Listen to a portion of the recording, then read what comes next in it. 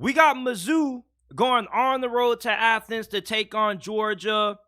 This game has a similar feeling to me that Tennessee had last year when they had to take on Georgia. Missouri, they have been the biggest surprise in the SEC so far this season. They currently are 7-1, and if they win this game, they put themselves in the driver's seat to do something that they haven't done in a long time, and that's make it to the SEC championship game. The last time Missouri appeared in the SEC conference championship game, I was in elementary school or 6th grade, I believe. And this was when they were fairly new to the SEC. This is when they were transitioning from the Big 12 into this conference, and they were fairly good their second year in the SEC. So this is the best Missouri team that we've seen in damn near a decade. Brady Cook has been one of the best quarterbacks in this conference this year. He has Luther Burden and tons of good receivers. This is one of the better offenses in this conference as well, and they got a really good coaching staff. You look at Georgia, though.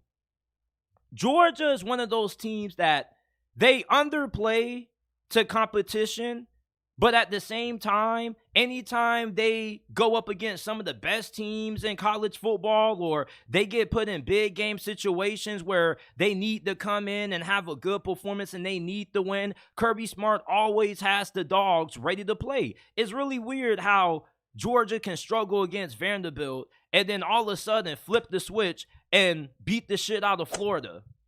Georgia just is one of those teams that, despite what injuries they may have, not having Brock Bowers, they're just one of those teams that they just find ways to dominate. And that's just to put it simply. And going against Missouri, Missouri's only loss occurred against LSU. They got some really impressive victories. They beat Kentucky pretty handily by multiple possessions. They blew out South Carolina. They got a really good win against Kansas State early this season, and Kansas State is starting to play some of their best football. This is the best team that Georgia has played up to this point. And last week was just a little bit of a precursor, because this is now the meat and bones of Georgia's schedule. What Georgia does from this game until the SEC championship is going to define if Georgia is not only going to be able to make it back to the college football playoffs, but if they're going to be able to three-peat. This is a Missouri team that you can overlook. This is an offense that's more than capable of being able to put points up on Georgia's defense. Georgia's defense, I'm still not really all that sold on it. Yeah, they did shut down Georgia. They did shut down Florida last week, but Florida doesn't have nowhere near the talent that Missouri has at wide receiver. Luther Burden damn near has been just as good as what Marvin Harrison has been. I think that Georgia's secondary could be in for a little bit of a tough game. This is a Missouri team that's pretty balanced. They play complementary football. They can run the football. They can throw the football effectively. My question is, can Brady Cook not have any costly turnovers in this game? Missouri, they got the best red zone offense in the nation. Georgia's red zone defense is 89th. Missouri, I think that they can move the ball effectively on Georgia's defense. My question is, can Missouri's defense get enough key stops to be able to give Georgia their first loss of the season? You see, when Tennessee was going up against Georgia, many of us thought that Tennessee could have pulled off the upset because Tennessee had a high-powered offense, and we thought that Tennessee's offense matched up pretty well against Georgia's defense, and that simply wasn't the case. Georgia just was the better team than Tennessee on all phases, especially up front. But Georgia's defensive line this season hasn't been good as what it has been in the past 2 years. And of course, I know you Georgia fans are going to get a little upset with that, but you got to understand something, that your last two defensive lines were historically great. You don't have 3 or 4 guys on the defensive line this year that are going to be potential first-round picks in next year's draft.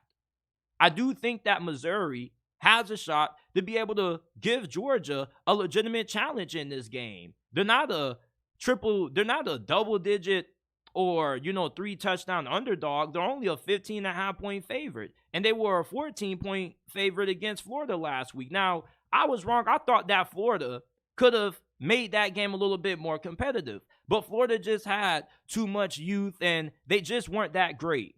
From a talent standpoint, Missouri, with what they have at receiver and Luther Burden, and the fact that Brady Cook has been playing at a really high level this year, I definitely think that Georgia is probably going to get tested in the way that we haven't seen this team tested since Auburn. And although this team, for some odd reason, gets up anytime they play the best teams on their schedule, let's not make it seem like this is a team that just has no weaknesses. We saw this team look vulnerable when they almost lost to Auburn, and they looked vulnerable when they were going up against Vanderbilt. And I'm just wondering, when are we finally going to be able to see a SEC team like Missouri that's ranked and is one of the best teams on Georgia's schedule actually be able to challenge Georgia? Now, it's difficult seeing Missouri winning this game because they got to do it in Athens, and Athens is a really tough place to play at. And like we saw last year with Tennessee, they got rattled really early in that game. After that first quarter, Tennessee was shook. If you're Missouri, you can't be shook in this game. You got to be able to find a way to keep this game from getting out of reach. If Georgia gets up on you 21-3 in the second quarter, I think it's over. You got to be able to find a way to keep Georgia from just going ballistic on you. And I definitely think that Missouri has multiple different ways that they can attack you. They got a dual threat quarterback in Brady Cook, and you got plenty of good wide receivers that can stretch the field on a Georgia secondary that has been kind of questionable. Bulldogs fans, don't take Missouri lightly. All right, Missouri isn't Kentucky. They're not Florida. Both of those teams are one-dimensional on offense in a sense. Even though Graham Mertz has been playing at a solid level, Florida just doesn't have the talent at wide receiver this season that Missouri has. Missouri also has a pretty solid offensive line. When you got a team like Missouri that can play complementary football, that can beat you running the football or throwing the football, I think that Georgia's defense could be in a little bit of trouble. The last time Georgia played an offense that was able to play a complementary style game was Auburn, and we didn't really expect that game to be as close as what it was.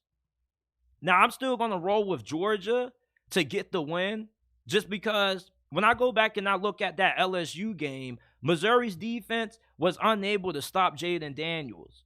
And I don't really see this defense getting too many stops against Georgia, especially when they got to play this game on the road in Athens.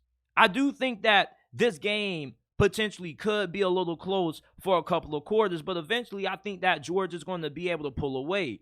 Although I think that Georgia's defense has some weaknesses in it, I still think that their offense probably should be able to have their way with the Tigers in this game. When LSU played Missouri, it was instant offense anytime they wanted to throw the football downfield. And I don't know if Missouri's offense is going to be able to keep up with Georgia's offense. And the thing with Georgia is that although their defense this season hasn't been good as it has been the past 2 years, you still trust Georgia's defense to get a few more stops in this game compared to Missouri's defense. I don't think that Missouri's defense can get the big stops when it matters late in the fourth quarter like Georgia potentially has the ability to do. So give me the Bulldogs to win this game.